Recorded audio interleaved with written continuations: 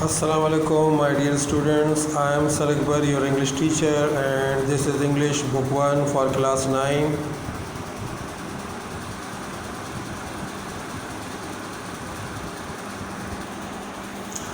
My dear students, یہ English literature کا first assignment ہے اور چیپٹر کا نام ہے the last sermon of the holy prophet, یعنی آپ صلی اللہ علیہ وسلم کا آخری خطبہ۔ اس چیپٹر کو میں آلریڈی آپ کو پڑھا چکا ہوں، لیکن اب میں بریفلی آپ کو پھر سے اس کا ٹرانسلیشن سنا دیتا ہوں تاکہ آپ کو سمجھ میں آ جائے کہ اس چیپٹر میں کیا ہے۔ ہمارے پیغمبر حضرت محمد صلی اللہ علیہ وسلم انبیاء کرام میں آخری نبی ہیں۔ پیارے نبی حضرت محمد صلی اللہ علیہ وسلم 571 عیسوی میں مکہ سعودی عرب میں قریش کے ایک معزز خاندان میں پیدا ہوئے۔ قریش بتوں کی پوجا کیا کرتے تھے اور ایک خدا پر یقین نہیں رکھتے تھے۔ رسول اللہ حضرت محمد صلی اللہ علیہ وسلم نے قریش کو ان کے جھوٹے خداؤں کی عبادت کرنے سے منع کیا۔ آپ صلی اللہ علیہ وسلم نے ان کو بتایا کہ وہ اللہ تعالیٰ کے پیغمبر ہیں اور انہیں اسلام قبول کرنے اور واحد اور سچے خدا کی عبادت کرنے کو کہا، اور ان کی اکثریت نے اسلام قبول کرنے سے انکار کر دیا۔ وہ آپ صلی اللہ علیہ وسلم کو اپنے خداؤں اور اپنے آباء و اجداد کا مخالف خیال کرتے تھے۔ انہوں نے اس نئے دین کی اتنی مخالفت کی کہ رسول اللہ صلی اللہ علیہ وسلم کو مومنوں سے یثرب ہجرت کرنے کا کہنا پڑا، جو مکہ سے شمال میں 320 کلومیٹر یعنی 200 میل دور ایک شہر ہے۔ لیکن وقت کے ساتھ ساتھ جیسے جیسے کئی لوگوں نے آپ صلی اللہ علیہ وسلم کی دعوت کو تسلیم کیا اور اسلام قبول کیا تو قریش زیادہ جاریانہ ہو گئے، یعنی ظالمانہ ہو گئے اور آپ پر حملے شروع کر دیے۔ جب رسول اللہ صلی اللہ علیہ وسلم حضرت محمد صلی اللہ علیہ وسلم کو یثرب سے مثبت اشارے ملے تو آپ صلی اللہ علیہ وسلم نے بھی وہاں ہجرت کرنے کا فیصلہ کر لیا۔ 8 دنوں کے سفر کے بعد آپ صلی اللہ علیہ وسلم 28 جون 622 عیسوی کو یثرب کے مضافات میں پہنچے، لیکن وہ براہ راست شہر میں داخل نہیں ہوئے۔ آپ صلی اللہ علیہ وسلم شہر سے کچھ میل دور ایک مقام پر ٹھہر گئے جسے قبا کہا جاتا تھا، اور وہاں ایک مسجد کی تعمیر کی۔ 2 جولائی 622 عیسوی کو رسول اللہ حضرت محمد صلی اللہ علیہ وسلم شہر میں داخل ہوئے۔ اس واقعے کو ہجری کے نام سے جانا جاتا ہے اور اسلامی تقویم کا آغاز ہوتا ہے۔ جلد ہی یثرب کا نام مدینۃ النبی معنی نبی صلی اللہ علیہ وسلم کا شہر پڑ گیا، مگر جلد ہی النبی حذف ہو گیا اور اس کا نام مدینہ ہو گیا، جس کا مطلب ہے شہر۔ مدینہ میں رسول اللہ حضرت محمد صلی اللہ علیہ وسلم کی آمد کے وقت شہر میں لوگوں کے 4 بڑے گروہ تھے۔ ان میں مسلمان تھے، جن میں شامل تھے مدینہ کے مقامی لوگ اور وہ جو مکہ سے ہجرت کر کے آئے تھے۔ پھر منافق تھے، یہ وہ لوگ تھے جنہوں نے ظاہری طور پر اسلام قبول کر لیا تھا لیکن دراصل وہ اس کے خلاف تھے۔ علاوہ ازیں اوس اور خزرج کے لوگ تھے جو ابھی تک کافر تھے، لیکن قرین قیاس کہ یہ تھا کہ وہ اسلام قبول کر لیں گے۔ آخر میں یہودی تھے جو بہت بڑی تعداد میں تھے اور وہاں ایک اہم گروہ تشکیل دیتے تھے۔ اس بات کو یقینی بنانے کے لیے کہ یہ تمام لوگ آپس میں امن کے ساتھ رہیں، رسول اللہ حضرت محمد صلی اللہ علیہ وسلم نے اس معاملے پر بات کرنے کے لیے تمام گروہ کے رہنما شخصیات کو دعوت دی۔ آپ صلی اللہ علیہ وسلم چاہتے تھے کہ مختلف گروہ کے درمیان ہم آہنگی اور مدینہ شہر کی حفاظت کے لیے ایک متفقہ معاہدہ کر لیں۔ آپ صلی اللہ علیہ وسلم مدینہ کا آئین تشکیل دینے میں کامیاب ہو گئے، جو میثاق مدینہ کے نام سے بھی جانا جاتا ہے، جس کے ذریعے مدینہ میں رہائش پذیر تمام سماجی گروہوں کے درمیان ایک قسم کی باہمی ہم آہنگی قائم ہو گئی۔ اس نے مسلمانوں اور مدینہ کے یہودیوں کے حقوق و فرائض کا تعین کیا، مذہب کی آزادی دی اور بیرونی دشمنوں سے اتحاد کرنے کی ممانعت کر دی۔ اس میں اس کا اعلان بھی کیا گیا کہ ہر تنازع تصفیہ کے لیے رسول اللہ حضرت محمد صلی اللہ علیہ وسلم کے سامنے پیش کیا جائے گا۔ بعد کے سالوں میں آپ صلی اللہ علیہ وسلم نے مختلف عرب قبائل کو اسلام تلے متحد کر دیا، سماجی اور مذہبی اصلاحات کی اور انتظامی تبدیلیاں کی، جس نے مدینہ میں اسلامی معاشرے کو مزید مستحکم کر دیا۔ 10 ہجری میں رسول اللہ حضرت محمد صلی اللہ علیہ وسلم نے مکہ میں حج ادا کیا۔ یہ حجۃ الوداع مسلمانوں کے لیے اہم تاریخی واقعات میں سے ایک ہے، کیونکہ یہ رسول اللہ حضرت محمد صلی اللہ علیہ وسلم کا پہلا اور آخری حج تھا۔ اس کے علاوہ یہ وہ موقع تھا کہ جب آپ صلی اللہ علیہ وسلم نے مسلمانوں کو سکھایا کہ حج کیسے ادا کیا جاتا ہے۔ اس کے علاوہ اسی حج کے دوران آپ صلی اللہ علیہ وسلم نے جبل عرفات کی پورنا وادی میں 9 ذی الحج 10 ہجری یعنی 6 مارچ 632 ہجری کو اپنا آخری خطبہ دیا۔ اپنے آخری حج کے دوران جب آپ صلی اللہ علیہ وسلم اپنا آخری خطبہ دے رہے تھے تو آپ صلی اللہ علیہ وسلم کے ساتھ لاتعداد مسلمان موجود تھے۔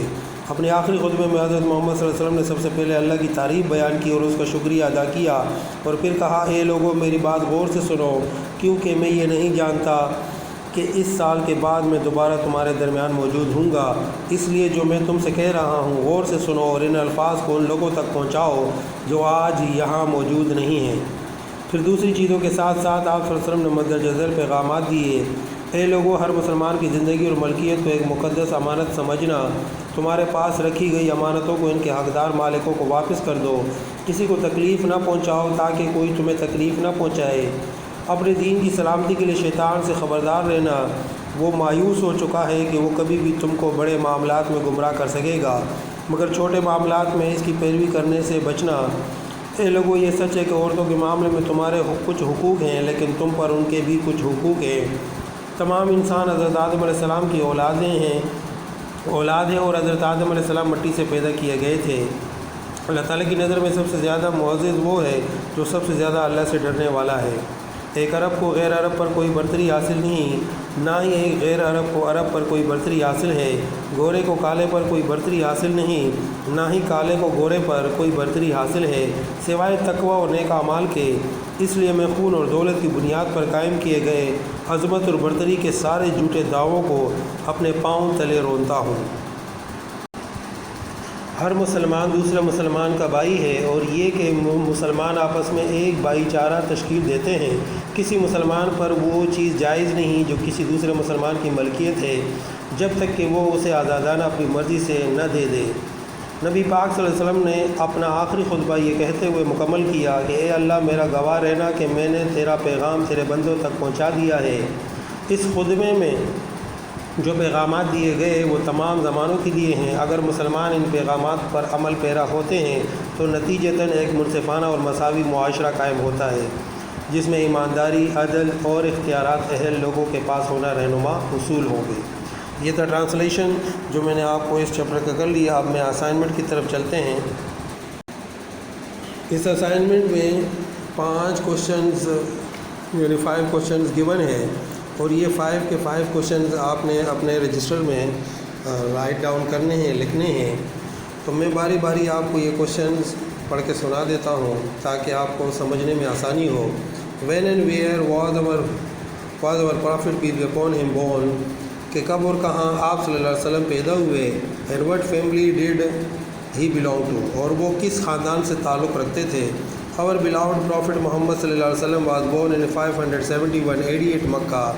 آپ صلی اللہ علیہ وسلم 571 عیسوی کو مکہ میں پیدا ہوئے۔ AD کا مطلب یہ گریک زبان کے 2 ورڈ ہیں، اینو ڈومینی، اور ویسے اس کی میننگ بعض لوگ کرتے ہیں آفٹر ڈیتھ، یعنی آپ صلی اللہ علیہ وسلم حضرت عیسیٰ علیہ السلام کے بعد کا جو دور تھا وہ AD کہلاتا ہے۔ اچھا، Saudi Arabia, he belong to the noble family of Quraysh, اور وہ قریش کے معزز خاندان سے تعلق رکھتے تھے۔ سیکنڈ نمبر کوشچن ہے، what was the reaction of the Quraysh to the holy prophet's preaching? And کہہ رہے ہیں why did the Quraysh oppose them? کہ قریش کا کیا رویہ تھا آپ صلی اللہ علیہ وسلم کی تبلیغ کے بارے میں، کیا سلوک تھا، اور وہ قریش کیوں ان کی مخالفت کیا کرتے تھے۔ They oppose this new faith, انہوں نے اس نئے عقیدے کی مخالفت کی۔ And most of them refuse to accept Islam, اور ان میں سے زیادہ تر لوگوں نے اسلام قبول کرنے سے انکار کر دیا۔ دے تھاٹ، وہ یہ سوچتے تھے، that he was against their gods and their ancestors, کہ وہ ان کے جھوٹے خداؤں اور ان کے آباء و اجداد کے خلاف ہیں۔ They wanted to go on worshipping idols, اور وہ بت پرست لوگ وہ چاہتے تھے کہ وہ ان بتوں کی عبادت کرتے رہیں۔ Question number 3، why did the holy prophet ask the believers to migrate to Medina? کہ آپ صلی اللہ علیہ وسلم نے صحابہ کرام سے یہ کیوں فرمایا کہ وہ مدینہ ہجرت کر جائیں؟ The position of the Quraysh to Islam, Quraysh کی مخالفت اسلام کے لیے بیکیم ویری فیئرس، بہت ہی ہولناک اینڈ ٹیریبل اور خوفناک ہو گئی، ڈے بائی ڈے، دن بدن۔ in great trouble, the Holy Prophet asked the believers to migrate to Medina. یہاں تک کہ آپ صلی اللہ علیہ وسلم اپنے پیروکاروں کو مدینہ ہجرت کرنے پر مجبور ہو گئے. as they were in great trouble in agony in مکہ, کیونکہ وہ بہت ہی مصیبت اور صدمے میں تھے جب وہ مکہ میں موجود تھے. What is meant by ہجرہ؟ کوشچن نمبر 4 ہے کہ ہجرت سے کیا مراد ہے. ہجرہ means to migrate to a safer place for the safety of life and faith. ہجرت سے مراد یہ ہے کہ ایک ایسی محفوظ جگہ پر جانا, ہجرت کرنا جس سے آپ کی جان اور آپ کا ایمان کی حفاظت ہو سکے. ان 622 AD اور 622 ہجری کو the prophet peace be upon him himself migrated to مدینہ, کہ آپ صلی اللہ علیہ وسلم خود مدینہ ہجرت فرما گئے. This event is known in history as ہجرہ, اور یہ واقعہ, یہ ثانیہ جو ہے, یہ واقعہ کہلاتا ہے ہجرت میں, تاریخ میں ہجرت کے نام سے موسوم کیا جاتا ہے, ہجرت کے نام سے مشہور ہے. It marks the beginning of the Islamic calendar, اور یہ اسلامی کیلنڈر کی ابتدا ہے, یعنی اسلامی کیلنڈر کی ابتدا میں یہ کام ہوا ہے. What does the last sermon teach us؟ اور آخری خطبے سے ہمیں کیا سبق ملتا ہے. The last sermon teaches us، آخری خطبہ ہمیں یہ سکھاتا ہے کہ none shares the authority and power of God، کہ اللہ تعالیٰ کے اختیار اور اللہ تعالیٰ کی طاقت میں کوئی شریک نہیں. and the whole humanity is the offspring of Adam، اور تمام انسانیت آدم کی اولاد ہیں. and the most righteous is the most honorable، تم میں سب سے زیادہ عزت والا وہ ہے جو سب سے زیادہ متقی و پرہیزگار ہے.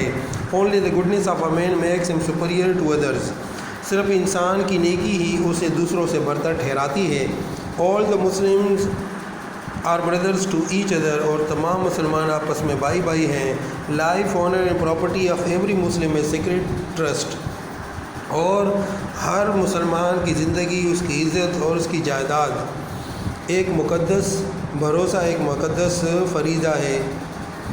یہ تھا ٹرانسلیشن، اور یہ 5 کوشچنز ہیں. آئی ہوپ کہ آپ کو سمجھ میں آ چکے ہوں گے. یہ اب آپ نے اپنے رجسٹر میں لکھنا ہے. اپنا ڈھیر سارا خیال رکھیے. ملتے ہیں نیکسٹ اسائنمنٹ تک. اللہ حافظ.